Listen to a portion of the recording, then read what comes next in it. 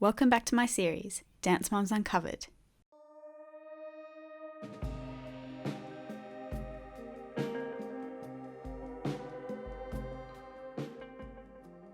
The cast of Dance Moms have had plenty to say about how Abby was different when the cameras weren't rolling. In fact, Kelly has tweeted that they only show 10% of the things that Abby really says. So let's look together at the side of Abby that the producers didn't care to show. Feel free to share your thoughts on the following evidence.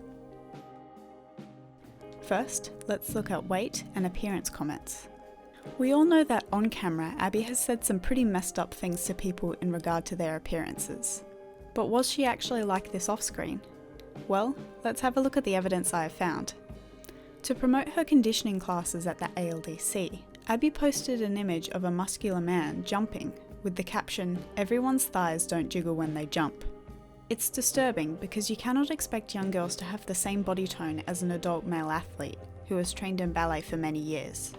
And it also turns out that Abby used this image without the original photographer's permission.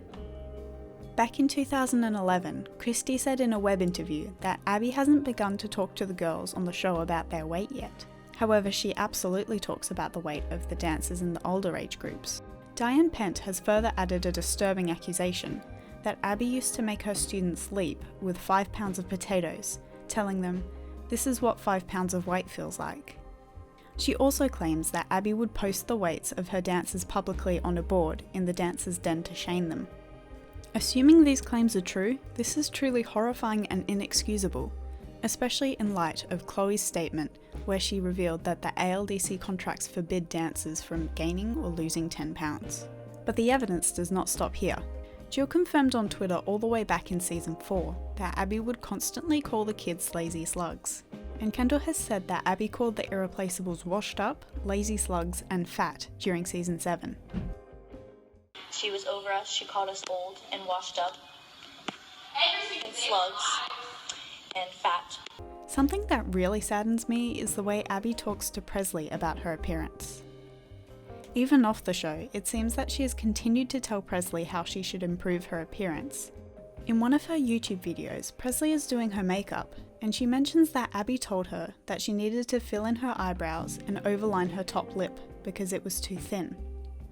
I like the color my eyebrows are now, but Abby didn't, so. I forgot, Abby always likes me to overline my top lips, and she tells me I have a small top lip.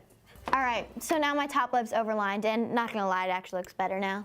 I really hope she doesn't take these criticisms to heart, because she is very pretty and seems to be such an enthusiastic and positive person.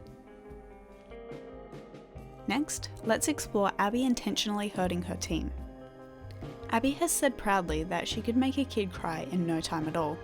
This is a disturbing thing to be happy about, especially given some of the things she's said about her team members. We don't really need producers. I could probably make a kid cry in 30 seconds. I know exactly what to say to a child to make them run to their mother and then get their mother all ticked off. Brooke has also claimed at a meet and greet that Abby would constantly tell her that she was doing nothing with her life, and that by the time she was Brooke's age, she had already started her own dance company. What was the question? She formed her Abby dance company when she was 16 years old, and Brooke, you were 16 years old. 14, and Brooke, you were 14 years old, and you were doing nothing with your life. I heard it a million times. Yeah. Doing nothing with her life. Apparently, Abby told one of her students that she can't stand looking at her. Christy has also accused Abby of texting her faculty to ignore every kid besides one, which was presumably Maddie. Recently, Abby has continued to shade her dancers on social media. She has ridiculed Maddie for having sickled feet from a picture where she was a toddler, and has also criticised the foot positions of some of the original girls from an Instagram post earlier this year. Evidence number 3, Lukasiak insults.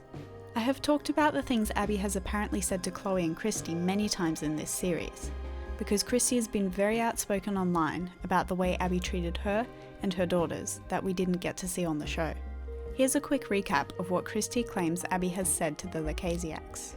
In season 4, episode 13, Abby yelled at Chloe, saying she would destroy her.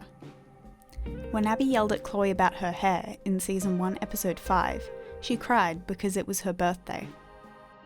During season 2, episode 7, Abby said that she didn't need Chloe and Paige in the trio, and that she only needed Maddie because she was a winner.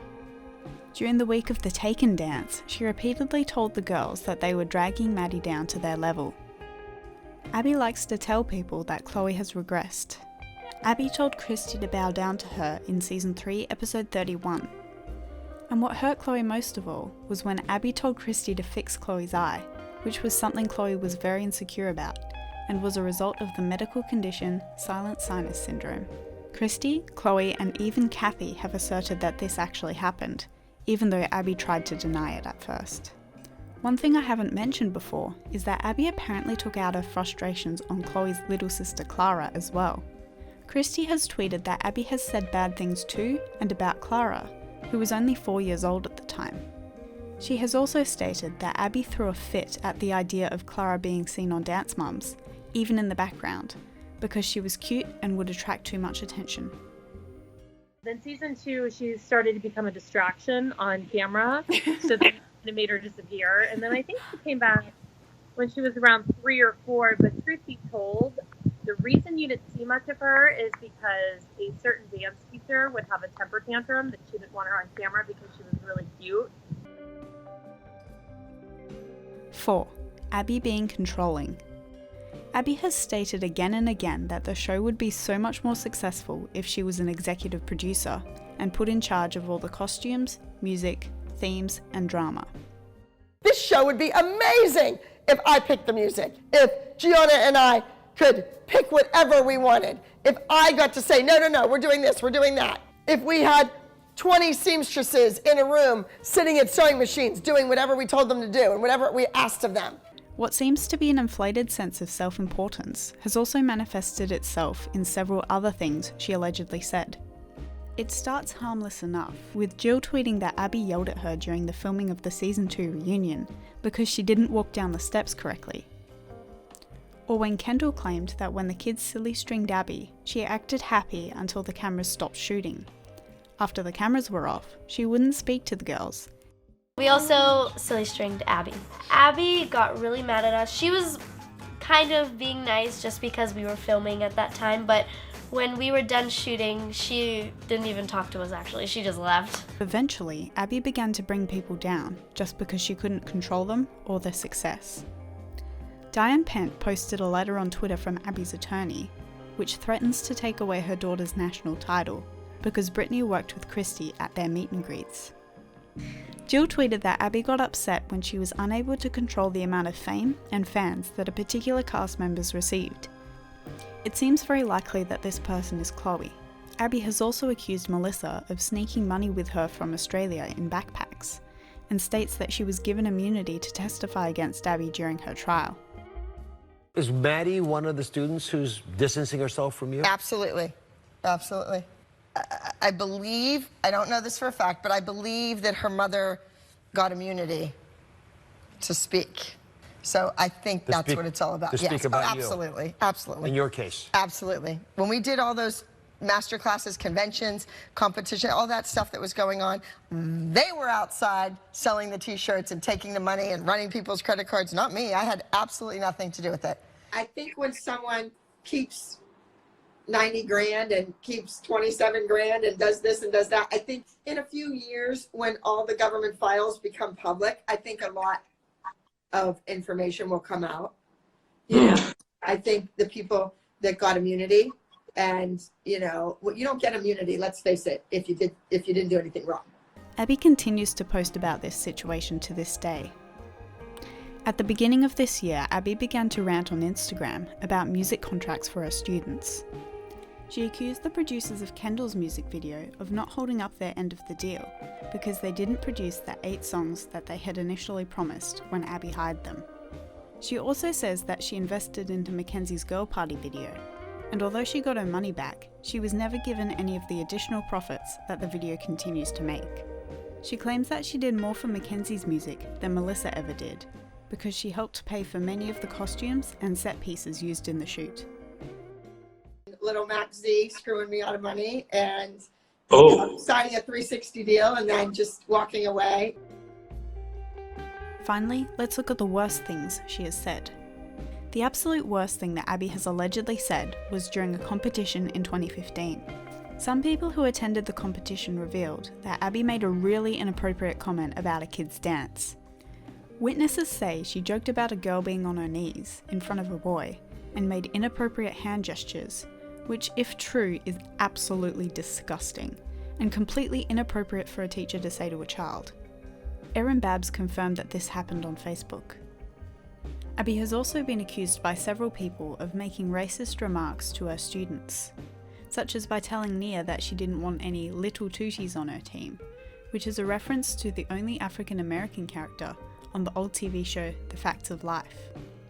Cameron also claimed that Abby made fun of her skin tone, saying that her feet looked weird on the floor because the tops of them were dark and the soles of her feet were light. While perhaps not quite as vile, Kathy has claimed that Abby told her that she did Vivi an injustice by adopting her. And finally, Abby commented on Instagram saying that she refused an OG from visiting her in hospital because of something she said. While there's a lot of debate about who she's talking about, the description seems to match Nia, who simply said in this live stream that she didn't want to go back to train with Abby. Will we ever go back to ALDC? No, because Abby Well, okay, wait.